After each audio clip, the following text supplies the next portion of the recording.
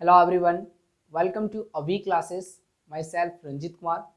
और आज हम डिस्कस करेंगे क्लास 10th के विज्ञान के जो चैप्टर है अध्याय 12 हम लोग देखेंगे, जिसका नाम है विद्युत। और ये मेरा विद्युत का सेकेंड पार्ट होगा। जैसे कि पिछले क्लास में आप पढ़े होंगे, इसका मैं पहला पार्ट डिस्कस किया था, उन्हीं को हम आगे बढ़ा रहे हैं। और यहाँ हम सीखेंगे यहाँ से सीखेंगे विद्युत विभवांतर से। जैसे कि हम आपको पिछले वीडियो में बताए थे विद्युत विभवांतर, उसमें से एक क्वेश्चन छूट गया था। उस क्वेश्चन से लेके ओम के नियम को आगे बढ़ाएंगे और इससे रिलेटेड और भी सारी चीज़ सीखेंगे। तो यहाँ पे जितनी भी सारी चीज़ यहाँ पे हम आपको पढ़ाने वाले हैं, इनको नोट करने की कोई ज़रूरत नहीं है। आपको क्या करना है, नीचे डिस्क्रिप्शन बॉक्स को ओपन कीजिएगा, वहाँ पे आपको मेरा टेलीग्राम चैनल का लिंक मिलेगा, उसको क्लिक करके ज्वाइन कर लीजिए। वहाँ पे जैसे ये वीडियो अपलोड होता है उसके 3-4 घंटे के बाद वहाँ पे इनका मैं PDF अपलोड कर देता हूँ, वहाँ से आप डाउनलोड कर सकते हैं। तो चलिए अब हम लोग यहाँ पे समझते हैं। पहला क्वेश्चन आ रहा है कि यह कहने का क्या तात्पर्य है कि दो बिंदु के बीच का विभवांतर 1 वोल्ट होगा। इट मीन्स बोल सकते हैं दो बिंदु के बीच का विभवांतर 1 वोल्ट होगा। इसका कहने का क्या तात्पर्य है? इसका कहने का तात्पर्य यह है कि इसका अर्थ है कि किसी धारावाही चालक के दो बिंदुओं के बीच अगर एक कूलम आवेश को एक बिंदु से दूसरे बिंदु तक ले जाने में अगर 1 जूल कार्य किया जाता है तो हम लोग बोल देंगे क्या, 1 वोल्ट। इट मीन्स 1 वोल्ट का कार्य हुआ है। इट मीन्स बोल सकते हैं विभवांतर 1 वोल्ट है। क्लियर? अब इसी से ये जो डिस्कस किए, इसके पहले मैं ऑलरेडी विभवांतर बता चुका हूँ, विभव बता चुका हूँ, उसको जरूर आप देख लीजिएगा ताकि ये चीज समझ में आ जाएगा कि विभवांतर क्या होता है। क्लियर? अब यहाँ पे हम लोग क्वेश्चन डिस्कस करेंगे कि ओम के नियम को लिखकर व्याख्या करें। ये भी आपके एग्जाम में क्वेश्चन पूछे जाते हैं। तो ओम का नियम क्या कहता है कि नियत ताप का कहने का मतलब है कि ताप में जब भी अगर किसी वायर के थ्रू से अगर हम लोग करंट को पास करते हैं तो उसका ताप क्या होना चाहिए, नियत होना चाहिए। मतलब वो टेम्परेचर ना बढ़ना चाहिए नहीं घटना चाहिए, एक नियत रहना चाहिए। तो नियत ताप पर किसी चालक के सिरों के बीच का विभवांतर उसमें प्रवाहित धारा का समानुपाती होता है। समानुपाती मतलब अगर हम लोग सपोज मान लीजिए कि जितना धारा होगा अर्थात V प्रोपोर्शनल टू I, इसी को समानुपाती, इसको बोलते हैं समानुपाती। इसका कहने का मतलब है अगर आप धारा को बढ़ाओगे तो विभवांतर बढ़ेगा, अगर आप धारा को घटाओगे तो विभवांतर क्या होगा, घटेगा। इसका मतलब है कि विभवांतर जो है धारा के समानुपाती है। अगर धारा में परिवर्तन कर रहे हैं तो विभवांतर में भी क्या होगा, आपका परिवर्तन होगा। अब इस जो समानुपाती को अगर आप हटा देते हो तो इसके जगह बराबर करोगे तो एक आपके पास नियतांक आ जाएगा जो कि R होगा। इसको R को हम लोग क्या कहते हैं, नियतांक। एक R हमारा नियतांक जो होता है उसको हम लोग प्रतिरोध भी कहते हैं। क्लियर? आगे हम लोग समझेंगे प्रतिरोध क्या है, उसको भी डिस्कस करेंगे। तो आप याद रखिएगा V समानुपाती I होता है और इस समानुपाती की जगह अगर हम लोग बराबर करेंगे तो एक नियतांक आएगा R। It means I into R हो जाएगा।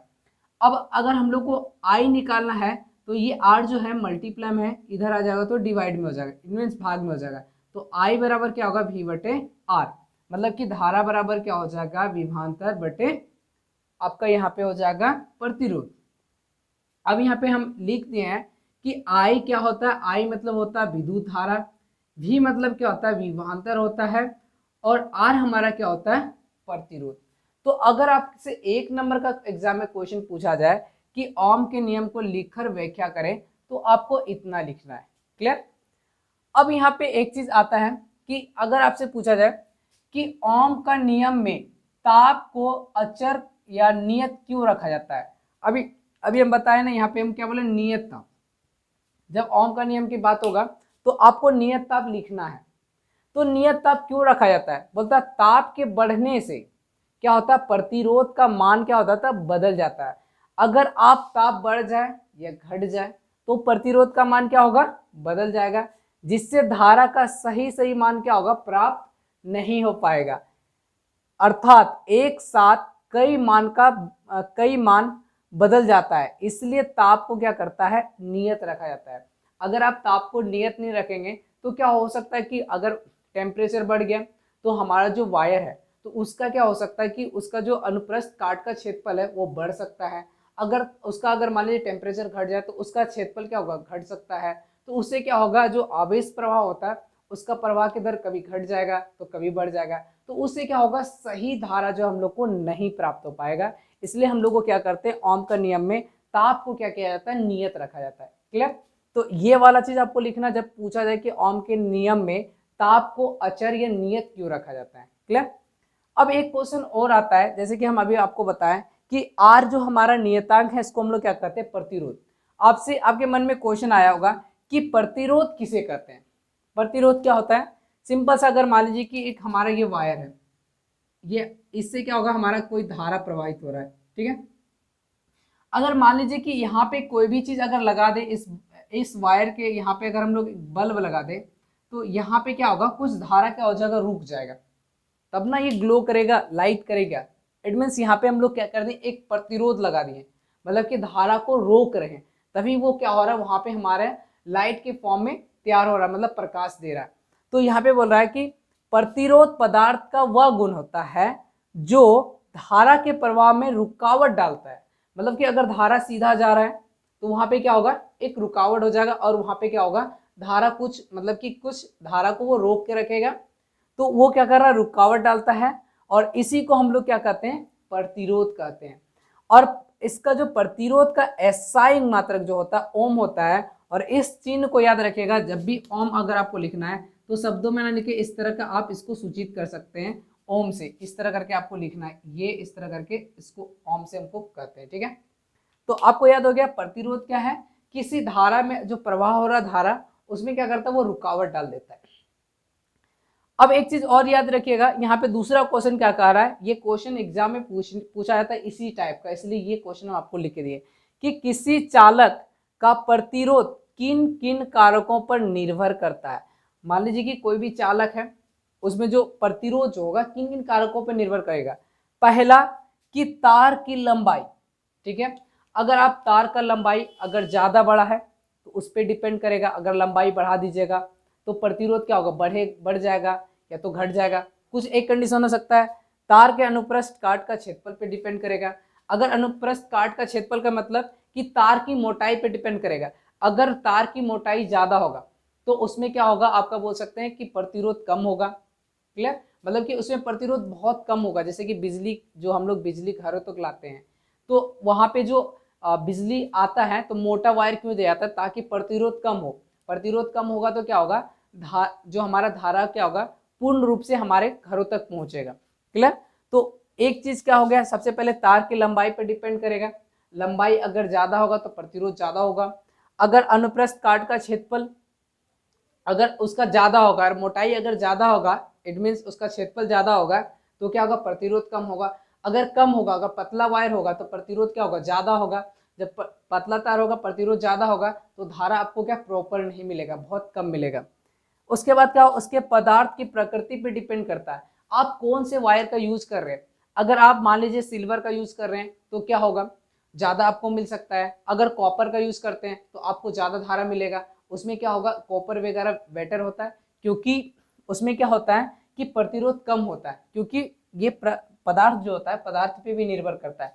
तो ये तीन चीज को याद रखिएगा, अगर प्रतिरोध होगा तो उस तीन चीज पे निर्भर करेगा, तार की लंबाई, अनुप्रस्थ काट का क्षेत्रफल और उस पदार्थ की प्रकृति, आप कौन से पदार्थ का प्रयोग कर रहे हैं विद्युत धारा को ले जाने में। क्लियर। अब हम लोग अगले स्लाइड को देखते हैं और वहां पे समझते हैं। हम लोग आ गए सेकेंड स्लाइड में, और यहाँ पे हम लोग समझेंगे प्रतिरोधकता क्या है, और फिर इसका समझेंगे इसका एसआई मात्रक क्या होता है। तो यहाँ पे समझिए, कह रहा इकाई अनुप्रस्थ काट की क्षेत्रफल वाले किसी चालक के इकाई लंबाई में प्रतिरोध को प्रतिरोधकता कहते हैं। अर्थात कि हमारे पास कोई एक इकाई का कोई चालक है, और उसके इस चालक का जो अनुप्रस्थ काट का क्षेत्रफल होगा, ये वाला एरिया, ये कितना होगा इसका क्षेत्रफल, अगर एक इकाई होगा तो इसमें जितना प्रतिरोध बनेगा, जितना प्रतिरोध होगा, उसको हम लोग क्या कहेंगे, प्रतिरोधकता। क्लियर। इट मीन्स एक इकाई का हम लोग का चालक का लंबाई होना चाहिए, और उसका अनुप्रस्थ काट का भी क्षेत्रफल कितना होना चाहिए, एक इकाई होगा, और उसमें जितना प्रतिरोध हमारा उत्पन्न होगा उसी को हम लोग कहेंगे प्रतिरोधकता। अब यहाँ पे देखिए, किसी चालक तार का प्रतिरोध उसकी लंबाई के समानुपाती होता है। सबसे पहली चीज कि किसी तार का जो कोई भी तार है या कोई भी चालक है उसका प्रतिरोध है डिपेंड किसके ऊपर करता है, तार की उसकी लंबाई पर। इट मीन्स आर समानुपाती क्या होगा, एल। एल हमारा क्या हो गया, तार की लंबाई।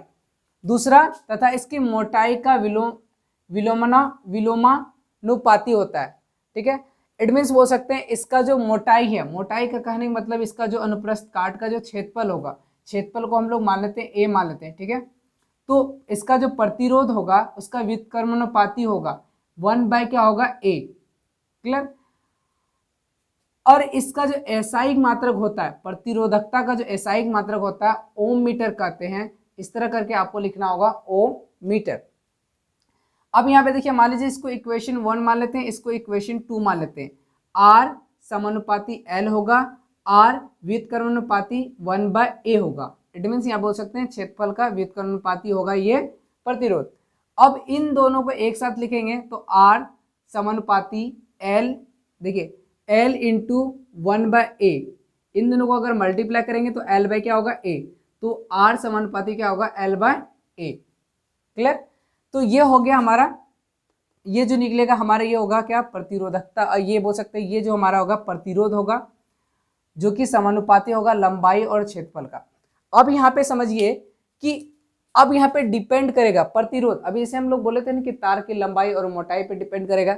सपोज डेट अगर हमारे पास क्षेत्रफल, यहाँ पे हम लोग लिखते हैं जैसे कि ये हमारा एरिया, इस जगह यहाँ पे समझिए आर समानुपाती एल बाई क्या हो गया, ए। सपोज डेट मान लीजिए कि हमारे पास एल हो ना, एक निश्चित कर लीजिए, एल को हम लोग मान लेते हैं 4 मान लेते हैं। ठीक है, तो आर समानुपाती 4 बाय ए का मान एक बार क्या करें, 1 रखेंगे। अगर ए का मान मतलब कि क्षेत्रफल अगर 1 हुआ तो हमारा आर कितना हो जाएगा, अगर 1 रखोगे ए तो आर हमारा 4 हो जाएगा। अगर इसका वैल्यू 2 रख देते हैं, ए का वैल्यू 2 रख देंगे, यहाँ पे अगर 2 रखेंगे तो 2 कट जाएगा तो कितना आएगा, 2 आएगा। तो प्रतिरोध क्या हो रहा है, 2 हो रहा है। अगर हम लोग यहाँ पे अगर इसका वैल्यू 4 रख दें क्षेत्रफल का, तो यहाँ पे 4/4 होगा तो कट के कितना आएगा, 1 आएगा। इट मीन्स यहाँ पे 1 हो रहा है। तो आप यहाँ पे क्या देख रहे हो कि अगर लंबाई मेरा समान है, उसके बाद क्षेत्रफल में हम परिवर्तन कर रहे हैं, अगर क्षेत्रफल मेरा 1 रह गया उस तार का, तो प्रतिरोध हमारा क्या हो गया, 4 हो गया। इट मीन्स प्रतिरोध क्या हो गया, ज्यादा हो गया। अगर हम लोग क्षेत्रफल बढ़ा दिए, इस तार की मोटाई को हम लोग बढ़ा दिए, 2 कर दिए, तो हमारा अगर यहाँ पे 2 कर दिए क्षेत्रफल तो प्रतिरोध क्या हो गया, 2 हो गया। इट मीन्स यहाँ पे पहले 4 था उसके बाद 2 हो गया, प्रतिरोध क्या हो गया, घट गया। तीसरा, अगर हम लोग प्रतिरोध क्षेत्रफल को 4 कर दिए तो हमारा प्रतिरोध कितना हो गया, 1 हो गया। तो हम लोग यहाँ पे क्या देखते हैं, अगर तार की मोटाई ज्यादा होगा तो इसका प्रतिरोध क्या होगा, कम होगा। ठीक है, और तार की मोटाई कम होगा तो प्रतिरोध क्या होगा, ज्यादा होगा। क्लियर। और दूसरी बात, अगर तार की लंबाई अगर हम लोग बढ़ा दें, सपोज दैट मान लीजिए क्षेत्रफल वही रहेगा और तार की लंबाई बढ़ा दीजिए। यहाँ पे हम दूसरा देखते हैं, यहाँ पे अगर हमारे पास यहाँ पे आर समानुपाती एल बाय ए है। ठीक है, अब हम लोग यहाँ क्या करते हैं, एल ए को समान रख लेते हैं। ए हमारा यहाँ पे हमारा अगर क्षेत्रफल अगर 4 है, मतलब कि इसकी जो है मोटाई पे हम लोग परिवर्तन नहीं कर रहे हैं, 4 है तो यहाँ पे 4 रख देते हैं। ठीक है, लंबाई में हम लोग परिवर्तन कर रहे हैं। सपोज दैट लंबाई अगर हम लोग 4 कर दिए तो यहाँ पे 4/4 कैंसिल हो जाएगा। तो यहाँ पे 4/4 अगर रहेगा, अगर हम लोग यहाँ पे लंबाई अगर हम लोग 4 कर दें तो हमारा प्रतिरोध जो होगा कितना हो जाएगा, 1 हो जाएगा। ठीक है, एरिया हमारा तो 4 ही है, रहने दीजिए। अब हम लोग क्या करते हैं, यहाँ पे आप दूसरा कर दो, यहाँ पे 4 के जगह लंबाई का कर दो 8 कर दो। अगर हम लोग लंबाई 8 कर दिए तो इसको कटाएंगे कितना कर, 2, तो प्रतिरोध क्या हो गया, 2 हो गया। अब 8 के जगह यहाँ पे क्या करो, 12 कर दो। अब अगर आप 12 करते हो तो चढ़ते कितना हो गया, 12। अगर हम लोग यहाँ पे लंबाई 12 करते हैं तो यहाँ पे हमारा प्रतिरोध क्या होगा, 3 हो रहा है। तो आप यहाँ पे क्या देख रहे हो कि लंबाई अगर हम लोग बढ़ा रहे हैं तो प्रतिरोध भी क्या हो रहा है, बढ़ रहा है। तो यहाँ पे क्या होगा, लंबाई पे भी डिपेंड करेगा। अगर कोई भी चालक है उसको अगर आप ज़्यादा लंबा वायर लेंगे तो उसका प्रतिरोध ज़्यादा होगा, और क्षेत्रफल अगर उसकी मोटाई अगर ज़्यादा करते हैं तो उसका बोल सकते हैं क्या, प्रतिरोध कम होगा, लेकिन अगर उसका क्षेत्रफल कम होगा तो प्रतिरोध क्या होगा, ज़्यादा होगा। तो यहाँ से आपको क्लियर हो गया किस प्रकार से डिपेंड करता है उसकी लंबाई और साथ में उसकी लंबाई पे, मोटाई और लंबाई पे। अब यहाँ पे एक चीज और याद रखिए कि R ये जो हमारा समानुपाती है, जैसे इसको हटाएंगे और बराबर रखेंगे तो एक हमारे पास स्थिरांक आ जाएगा, इसको बोलते हैं रो। क्या बोलते हैं, रो। और L बाय क्या होगा, A। ये रो जो है ना एक स्थिरांक है और इसी रो को हम लोग क्या करते हैं, प्रतिरोधकता कहते हैं। क्लियर, इसी को क्या कहते हैं, प्रतिरोधकता। और यहाँ पे हम आपको बता दिए R हमारा क्या हो गया, प्रतिरोध हो गया, A हो गया हमारा ये क्षेत्रफल, अनुप्रस्थ काट का क्षेत्रफल बोल सकते हैं, और L जो हो गया तार की हो गया लंबाई। तो ये था हमारा प्रतिरोधकता के ऊपर सारे चीज। और याद रखिएगा प्रतिरोधकता का एसआई मात्रक जो होता है ओम मीटर होता है। क्लियर। अब चलिए हम लोग इधर आते हैं और यहाँ पे समझते हैं कि विद्युत चालकता तथा विद्युत रोधी पदार्थ को परिभाषित करें। कहने का मतलब क्या, विद्युत रोधी चालक या तो विद्युत चालकता किसको कहते हैं वो समझना है, किसमें हमारा विद्युत जो है अच्छी तरह से प्रवाह हो जाएगा और कौन ऐसा चालक है जो विद्युत को अप्रवाह होने से रोकेगा। क्लियर, इन दोनों को परिभाषित करना है। विद्युत चालक पदार्थ किसको कहते हैं, जिन पदार्थों से मुक्त रूप में विद्युत धारा प्रवाहित होती है उसे विद्युत चालक कहते हैं। कहने का मतलब है ऐसा जो जिस पदार्थ में क्या होगा, विद्युत धारा आसानी से प्रवाह हो जाएगा, उसको हम लोग क्या कहेंगे, विद्युत चालक पदार्थ या विद्युत चालकता कहेंगे। जैसे कि हमारा अगर देखा जाए एग्जाम्पल में सोना, चांदी, तांबा, ग्रेफाइट, एल्युमिनियम, ये सब ऐसा पदार्थ है इसमें क्या होगा, आसानी से क्या होगा, विद्युत धारा प्रवाहित हो जाएगा। और विद्युत रोधी किसको कहते हैं, जिन पदार्थों से विद्युत धारा प्रवाहित नहीं होती है उसे विद्युत रोधी पदार्थ कहते हैं। जिससे क्या होगा, विद्युत प्रवाह ही नहीं होगा। जैसे कि सूखा लकड़ी ले लीजिए, सूखा लकड़ी में क्या विद्युत धारा प्रवाहित नहीं होता है। फिर ले लीजिए कांच, कांच में भी नहीं होगा। प्लास्टिक ले लीजिए, उसमें नहीं होगा। रबड़ ले लीजिए, रबड़ में भी आपको क्या होगा, विद्युत धारा प्रवाहित नहीं होगा। जिसमें विद्युत धारा नहीं प्रवाहित होगा उसको हम लोग कहेंगे विद्युत रोधी पदार्थ, और जिसमें होगा उसको हम लोग बोलेंगे विद्युत चालक पदार्थ या विद्युत चालकता। तो आज हम लोग समझे क्या, प्रतिरोधकता, ओम का नियम समझे, और यहाँ पे बोल सकते हैं विद्युत का चालक क्या होगा, फिर 1 वोल्ट विभवांतर से क्या समझते हैं, ये सारी चीज समझे। आगे इससे और भी जो टॉपिक है इससे रिलेटेड अगले पार्ट्स में समझेंगे। तो उम्मीद करते हैं कि ये सारी चीज आपको समझ में आ गया होगा। अगर समझ में आ गया तो प्लीज वीडियो को लाइक कीजिए और दोस्तों तक भी शेयर कीजिए। और किसी तरह का अगर प्रॉब्लम है तो कमेंट बॉक्स में कमेंट लिखिए, और इसका पीडीएफ डाउनलोड करने के लिए हमारे टेलीग्राम को ज्वाइन कर लीजिए। वहाँ पे इनका पीडीएफ आपको मिल जाएगा, आसानी वैसे आप अपनी कॉपी में नोट कर सकते हैं। तो चलिए मिलते हैं अगले पार्ट्स में, तब तक के लिए बाय।